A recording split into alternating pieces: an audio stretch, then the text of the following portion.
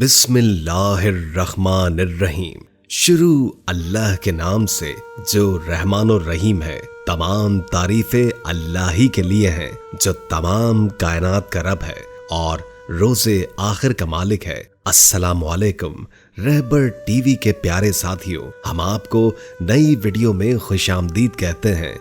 उम्मीद है कि आप सब ईमान और तकवे की बेहतरीन हालत में होंगे। आज का हमारा वाकया बीवी की वफादारी की पहचान के हवाले से है, लेकिन आगे बढ़ने से पहले नए आने वाले साथियों से दरखास्त है कि चैनल को सब्सक्राइब करके बेल नोटिफिकेशन ऑन कर लें ताकि आपको हमारी हर नई आने वाली वीडियो सबसे पहले मिलती रहे। वीडियो को लाइक करें और दोस्तों के साथ शेयर भी करें। चलिए दोस्तों, आगाज करते हैं आज के इस वाकये का। एक दफा बादशाह अकबर शाम के वक्त बाग में बीरबल के साथ टहल रहा था। ममलिकत के मामलात पर तबादला ख्याल करते हुए अकबर ने अचानक बीरबल से कहा, हमने सुना है कि तुम अपनी बीवी से बहुत डरते हो। बीरबल को अकबर के इस तरह के सवाल का अंदेशा न था। उन्होंने कहा, जी हाँ, मैं ही क्या, आपकी सल्तनत का हर शख्स अपनी बीवी से डरता है। बादशाह अकबर ने बीरबल की तरफ देखते हुए कहा, तुम अपनी कमजोरियों को छुपाने के लिए तमाम लोगों पर इल्जाम आयद नहीं कर सकते। बीरबल ने कहा, बादशाह सलामत, मैं जो भी कुछ कह रहा हूँ वो एक तल्ख हकीकत है। कोई मुंह से कबूल करे या न करे, लेकिन हर शख्स अपनी बीवी से डरता जरूर है। अकबर ने कहा, क्या तुम साबित कर सकते हो? बीरबल ने हामी भर ली।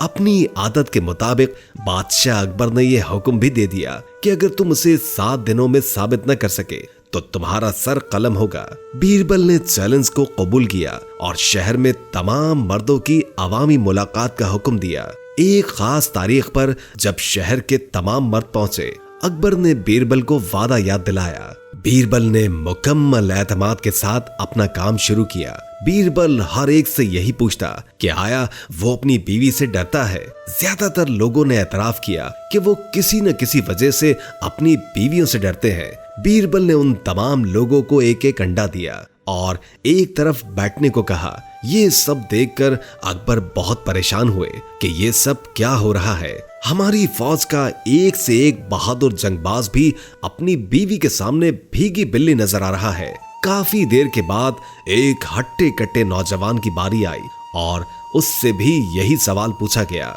ये नौजवान बाकी लोगों से अलग था। उसने कहा, बीवी से क्या डरना, बीवी तो पांव की जूती है, उसकी क्या हिम्मत कि ये मेरे सामने कुछ बोल जाए। अकबर को थोड़ी तसल्ली हुई कि कोई तो मिला जो इतना कह पाया। जब हर तरफ से उसको परख लिया तो बादशाह ने उसको इनाम में एक सियाह घोड़ा दिया। घोड़ा लेकर वो नौजवान खुशी खुशी अपने घर पहुंचा तो उसकी बीवी ने हैरानी से पूछा, सुबह तो पैदल धक्के खाकर गए हुए थे, अब ये किसका घोड़ा उठा लाए हो?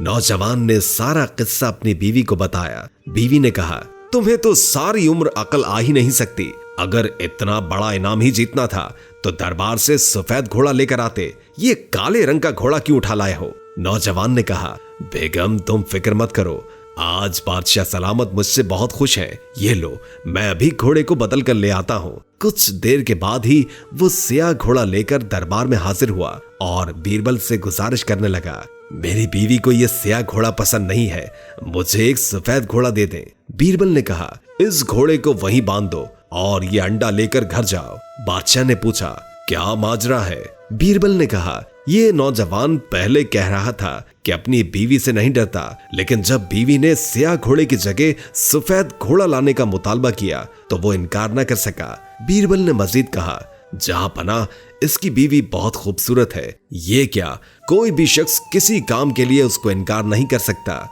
अकबर ने बीरबल से कहा, ठीक है, अगर ऐसी बात है तो हम भी ऐसी खूबसूरत औरत को देखना पसंद करेंगे।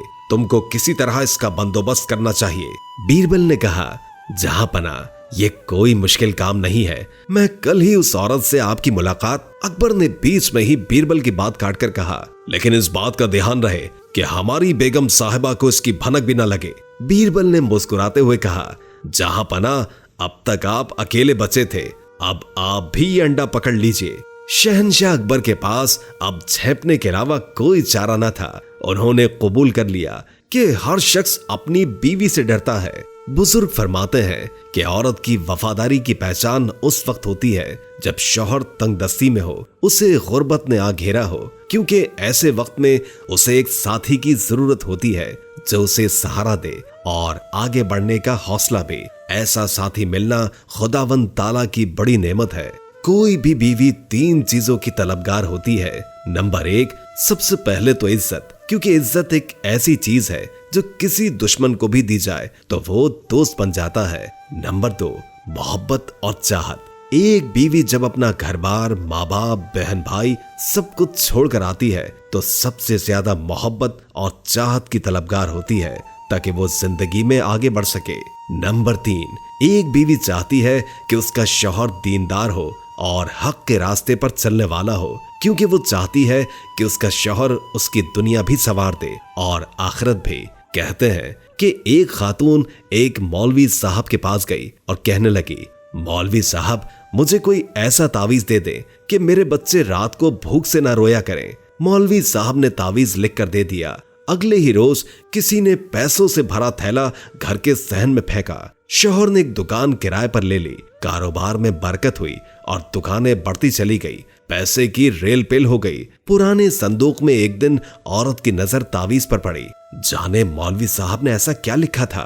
तजस्सुस में उसने तावीज खोल डाला। लिखा था, जहां पैसे की रेल पेल हो जाए तो सारा तिजोरी में छुपाने के बजाय कुछ ऐसे घरों में डाल देना जहां रात को बच्चों के रोने की आवाज आती हो। अगर तुम मोहब्बत के बदले मोहब्बत चाहते हो तो तुम मोहब्बत नहीं तिजारत कर रहे हो, क्योंकि मोहब्बत में महबूब की खुशी जरूरी होती है, न कि बदले में मोहब्बत। सच्ची मोहब्बत किसी शर्त की मोहताज नहीं। जो आपसे सच्चा प्यार करता होगा वो आपके ऐब तलाश नहीं करेगा।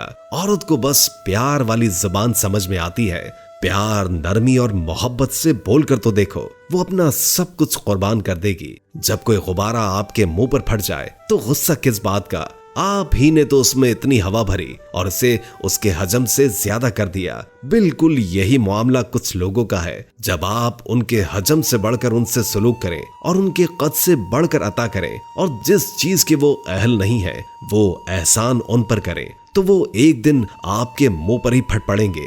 कम ज़र्फ पर एहसान न करो और जिस पर एहसान करो फिर उसके शर से डरो। इंसान कभी कभी इतना मजबूर हो जाता है कि अपने ही हाथों से राबतों की डोरियां काट देता है, चाहे किसी डोरी से उसकी जिंदगी ही क्यों न जुड़ी हो, लेकिन ये सब वो दूसरों के लिए करता है ताकि वो आगे बढ़ सके।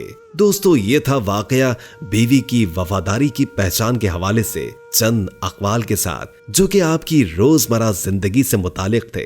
हमारी आज की वीडियो को अपने प्यारों और दोस्तों के साथ भी जरूर शेयर करें। दोस्तों, हम ये उम्मीद करते हैं कि आपको हमारी आज की ये वीडियो जरूर पसंद आई होगी। अगर आपको हमारी आज की वीडियो पसंद आई है तो सबसे पहले इस वीडियो को लाइक करें और अपनी राय का इजहार कमेंट सेक्शन में करें। और आपसे एक बार फिर दरखास्त है कि आप हमारे चैनल रहबर टीवी को जरूर सब्सक्राइब कर लें और साथ में लगे घंटी के बटन को भी क्लिक कर दें ताकि आपको हमारी आने वाली मजीद वीडियोस का नोटिफिकेशन मिलता रहे।